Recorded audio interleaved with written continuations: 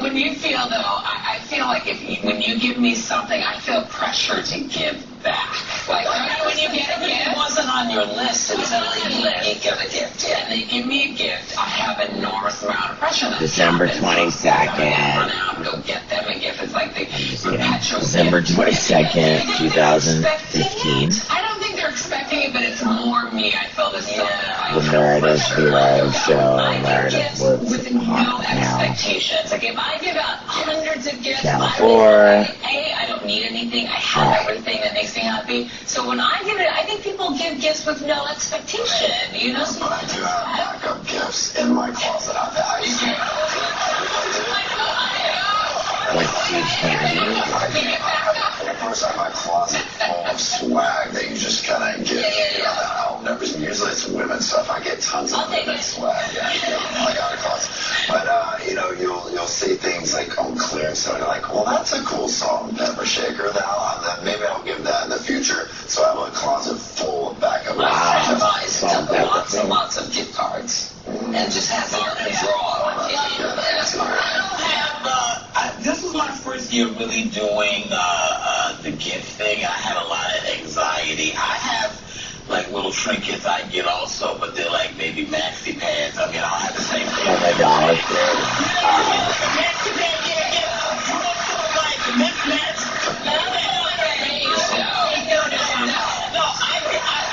Yes, you know what? I felt a lot of me in a panic. I called you. I was stressed out because I was buying gifts. And I was nervous because I'm one of the people that I like to be involved with everyone. So it doesn't matter. I touch everything and I want to talk to everyone. But when you're like that, you got to buy people gifts. Right. Pictures. I was like, oh my God, this girl, I winked at her one time. I touched him. I touched you. I got to buy you a gift. So I was buying all this stuff. And I understand that when people get obsessed with money and they're so cute. I had such a letdown. Oh my God. It's like The View, but... Do you need anything? I think so. You hung up with me so quickly. Very quickly. Speaking of shopping, when you're at the grocery store, do you ever feel judged by the cashier because of what you bought? There's a mother on ScaryMommy.com recently wrote about the judgment she feels in the checkout line when she sees the junk food and ice cream that she's buying for her kids getting scanned. She has this whole discussion in her own head. With the cashier where she says, I know what you're thinking about me, but I only buy this once a month or whatever. But do you ever feel that? Yes. Yes, because you must buy a lot of it. I have kids, and so I put all the healthy stuff on top and all the processed down below because I feel like when they check me out, they're like, oh, cheese, chicken nuggets, ice cream, toffee. I mean, there's so much stuff that I put everything fresh on top, so I feel like I'm a good mom. It's so sad. It's still so embarrassing to buy toilet paper. I always put it at the bottom next to the paper towels, so they're like, oh, that might be paper towels. No, you're not fooling anyone there. It's toilet paper, but it's still just awkward when they check a beep beep. Like, yeah, that's my toilet paper. I get judged the opposite way because, I'm this cake and I have all these like fruits and vegetables, and I think they look at me sometimes and go, that big girl ain't in there eating all that.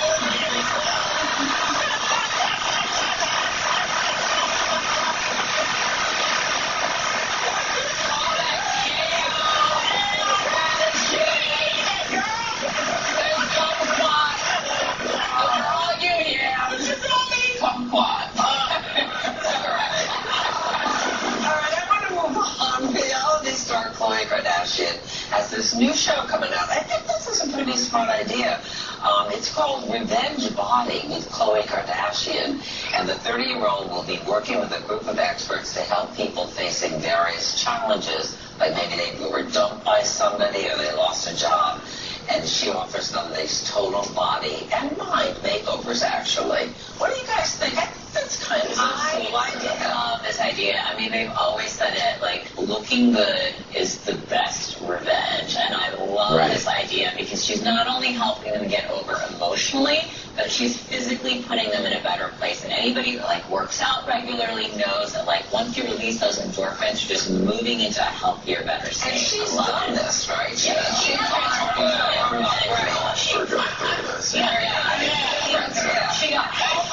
amazing. I mean, she looks amazing both ways. Yeah. I mean, I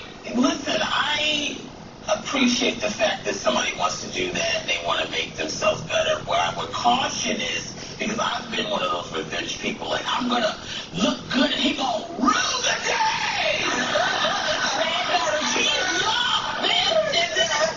You're so focused on that person, and you're just doing it out of revenge instead of understanding when you get to that body or that goal and you still don't get that person back, will you be happy?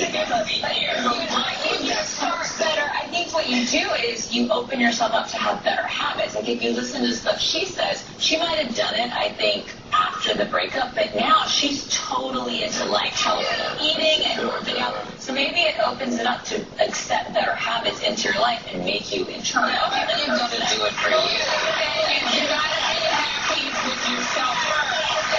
And do it. You think it's a smart idea for a show. Yeah. I didn't think of that. I know, right? When you go through a breakup, who should get the pets? Actors Mandy Moore and singer Ryan Adams' divorce is being held up because they can't agree what to do with their 8 pets. They have 6 cats and 2 dogs. Mandy Moore is asking the court to award spousal support because it's overwhelming to take care of all 8 of them at a time. It's very hard for her to do that. Would you do? Spousal But 6 cats. Are you kidding me? Yeah, well, I know it's a lot. Well, I have 2 cats. All they do is ignore me and come around when they're hungry. That's it. They have no work at all. Yeah. Dawn, would you share custody?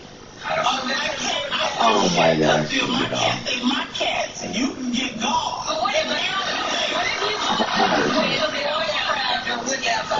even if I don't know, I didn't do that. I mean, I was a single mother on my own with my cats. So I was never an issue. I've gotten pets with exes before, and I still have them. It was never an issue at all. It was always I don't know, because they really love them, but they never asked to keep them. But I do share custody of one of my dogs, Lily, with a friend of mine who rescued her. And I love co-parenting a pet. I mean, it's really so great. Lily goes from one home to the other? Yeah, and like now that I'm in New York, she's staying with her mom, but when I'm in Los Angeles, Lily stays with us. Maybe something to be said about if you break up, if someone doesn't want it, maybe that's a cleaner break. Because I think if you have this custody, it muddies the water. It was a friend where she broke up with somebody and he is using the pet, to just taunt her, sort of like it. One day he'll say you can see it, and I know. Vicious. That's the next day. That's right. Now you can't. Because pets are like people. You know what I mean? You can't do that. You can't use it. Well, they're part of your family. Absolutely. Your friend. Don't you think it's maybe I know it's hard for her, but it might be cleaner because he's obviously not a right person and he controls the dog. Just let go. Yeah. And let it go and move on. She loves it. Dangling and trying to keep her in his life. Maybe. I know that's possible. Maybe just kidnap the dog. I'll help you, whoever it is. Well, speaking of animals. Wow, that's a cool runaway show.